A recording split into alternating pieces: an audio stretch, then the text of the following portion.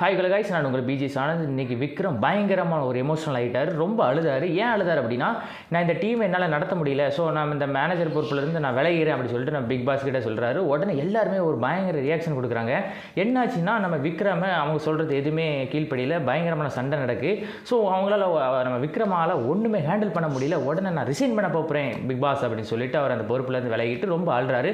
நான் இந்த விக்ரம் சொல்லிட்டு இந்த பிராண்டை நான் எவ்வளோ கஷ்டப்பட்டு வளர்த்தேன் தெரியுமா, நான் ஒரு காமெடியாங்க, நீங்கள் எதுக்குங்க என்னை இப்படி போட்டு இது பண்ணுறீங்க, ஒரு இதுவுமே நான் சொல்கிறதெல்லாம் கேட்க மாட்டேங்க அப்படின்னு சொல்லிட்டு அவர் ரொம்ப எமோஷனல் ஆகிட்டார் மக்களே. ஸோ எமோஷனல் ஆகும்போது எல்லாருமே ஒரு பயங்கர ரியாக்ஷன்லாம் கொடுக்குறாங்க. ஸோ ரியாக்ஷன் கொடுத்து என்ன ஆக போகுது, அவருடைய அதாவது திவ்யா அவர்கள் மேனேஜராக இருந்தாங்க, அதுக்கு ஒரு விக்ரம் மேனேஜராக வந்தாங்க.